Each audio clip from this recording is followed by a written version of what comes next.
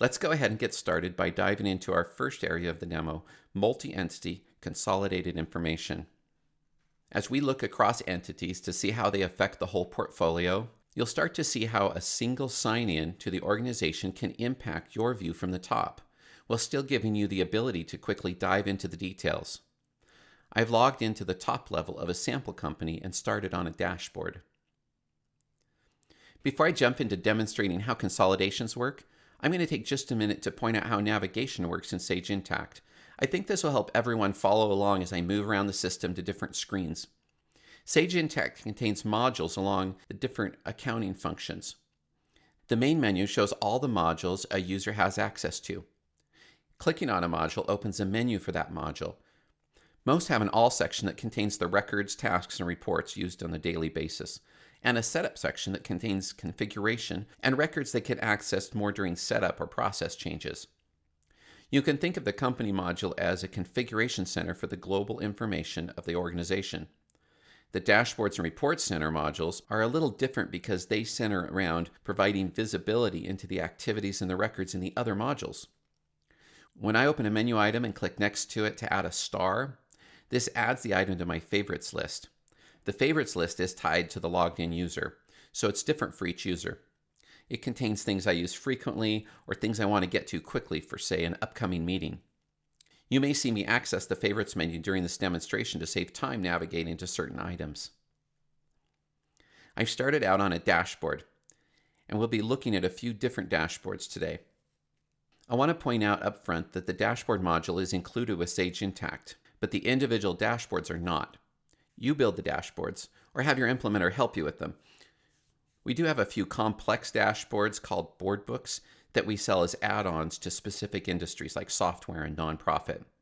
However, most dashboards are built by our clients to meet their specific needs. This is a general consolidations dashboard for the organization. You'll notice that this dashboard is made up of a list of consolidation reports from different entities.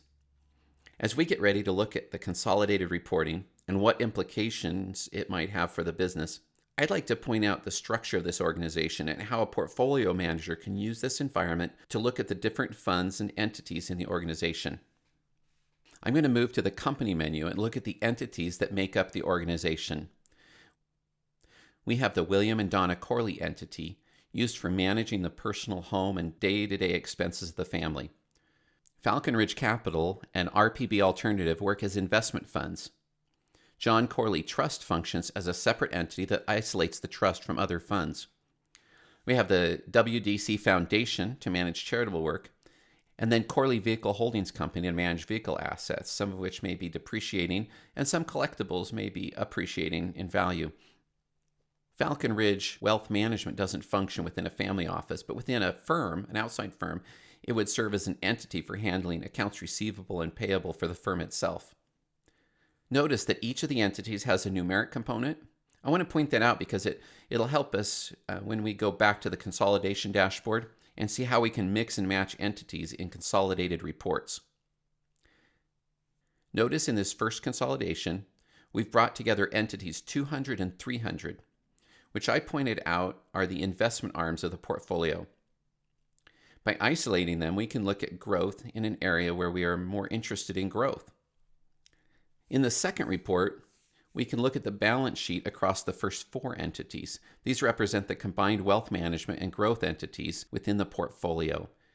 They start to paint a picture for the family of how their wealth is being managed. We can also isolate the eliminations that occurred between these 4 main entities. I'll come back to the topic of eliminations in a few minutes. The next consolidation report includes 500 and 600, the foundation and the vehicle holding company. We also see a column summarizing the eliminations.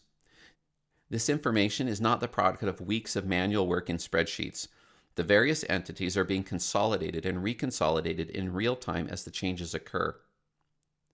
From this top level, you can dive into any of the other entities to see metrics and perform accounting tasks in just those entities. I'll dive into the Falcon Ridge Capital Fund and then switch to an investment fund dashboard assigned to analyze that fund. You notice the system opens a new tab. From within the fund, I can perform accounting tasks such as making purchases and writing journal entries within that fund. I mentioned earlier that the finance manager doesn't need to be the gatekeeper on all reporting. This is because the administrator can limit users to certain entities. For example, on another tab I'm logged in as Nick. Nick is a fund manager for Falcon Ridge Capital. His job only involves that fund. We can see that on login, Nick arrived at that entity. In fact, as we go to the entity drop-down menu, that is the only entity Nick has access to. We've given Nick everything he needs to do his job without allowing him into other parts of the financials he doesn't need to see. Going back to the top level under our administrator, Emma's login, I'll show you how easy it is to limit access to entities.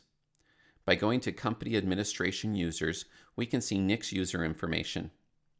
Under User Entities, it was a simple thing for Emma to just select the Falcon Ridge Capital entity to limit Nick's access. No assistance needed from IT. I mentioned that I would talk more about intercompany eliminations. If you've been doing these by hand month after month, then you understand how they can slow down the close. In Sage Intacct, intercompany elimination journal entries are created automatically based on rules you set. Going back to that list of entities I showed you a few minutes ago, I can open the properties for any entity and go to Inter-Entity Setup. Here, you define the rules for how to account for intercompany eliminations. One prospective customer we were talking to said that the time savings from that alone would pay for his switch to Sage Intacct. I don't know if it will do that for everyone. However, it is the kind of automation that will accelerate your ROI. It also gets your finance team out of the business of mundane accounting tasks, freeing them to be more strategic.